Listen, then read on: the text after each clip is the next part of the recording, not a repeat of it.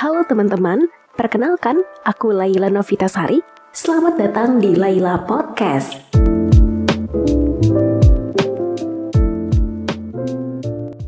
Ya, sebelum kita mulai ke topik pembahasan, tapi anggap aja ya ini adalah pembahasan santai gitu, karena ya pembahasannya pun gak berat-berat banget gitu.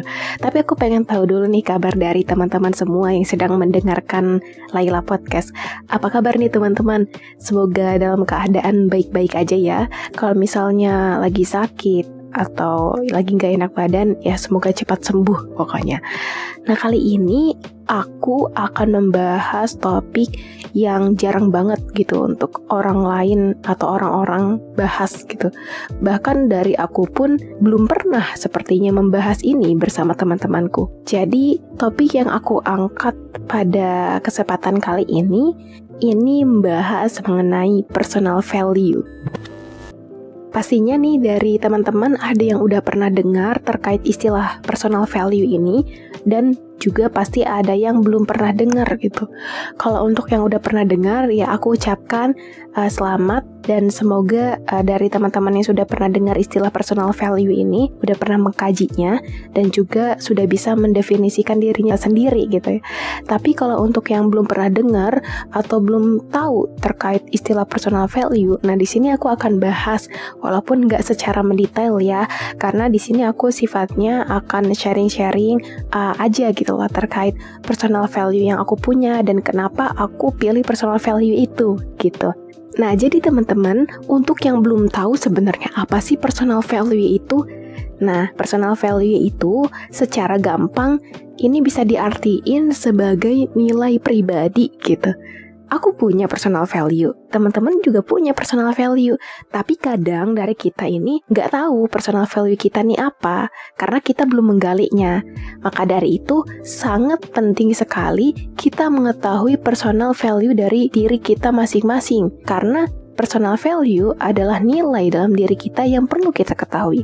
Ketika kita udah tahu nilai yang ada dalam pribadi kita, otomatis kita ini akan bisa mendefinisikan diri kita sendiri gitu. Jadi nggak ada lagi nih yang namanya krisis identitas, apalagi remaja-remaja yang baru mau nginjek dewasa gitu. Kalau misalnya personal value-nya teman-teman ini kuat, otomatis menghadapi segala tantangan, apalagi quarter life crisis, ini bisa lebih mudah gitu loh.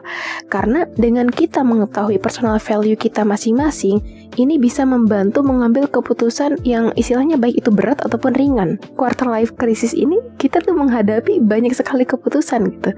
Nah, di sini kita ini perlu ada yang namanya personal value yang kuat gitu. Dan aku sebenarnya akan sharing-sharing tentang personal value-nya diri aku pribadi dan kenapa aku menetapkan itu ke personal value-nya aku. Sebelum aku ceritain tentang personal value yang aku pegang, nah di sini aku akan kasih contoh dulu nih personal value yang beberapa orang lain pegang juga gitu. Nah, contohnya ini adalah nilai kejujuran atau value kejujuran. Ada orang-orang yang punya personal value kejujuran. Jadi dia ini menetapkan dalam dirinya ini nilai kejujuran. Itu masuk ke personal value. Kenapa? Karena pegangan kejujuran ini nggak semuanya orang lain itu punya. Walaupun ya kejujuran ini bisa kita lakukan, tapi ada orang-orang yang bener-bener banget pegang nilai kejujuran. Jadi dia ini udah bertekad kepada dirinya sendiri, udah megang nilai kejujuran itu dalam dirinya sendiri, biar dia ini nggak bohong atau nggak berkhianat gitu. Jadi dia nih tipe orang yang nilai-nilai dalam hidupnya nih nilai-nilai jujur gitu. Ada juga kayak nilai keimanan, ya berarti value atau dalam diri dia ini diliputi oleh nilai-nilai keimanan. Dia ini taat beribadah karena dia ini punya yang namanya personal value-nya keimanan.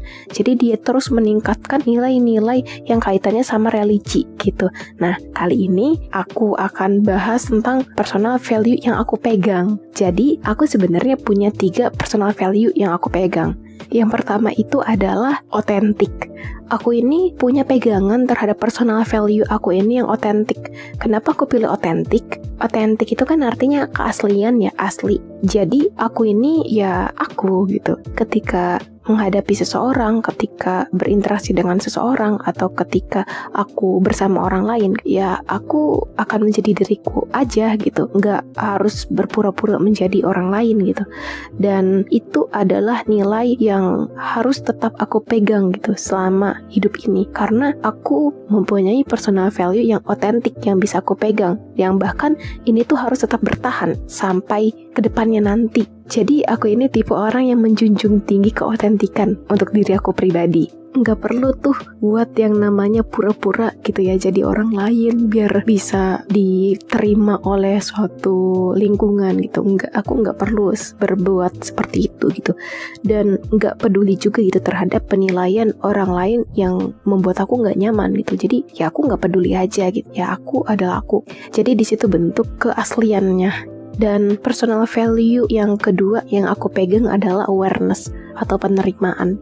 Kenapa aku menjunjung tinggi banget penerimaan? Karena dengan adanya personal value, penerimaan yang dijunjung tinggi bisa membuat aku tuh menerima apa yang aku miliki. Jadi menerima orang-orang yang ada di sekitar aku, menerima lingkungan aku, menerima kenyataan.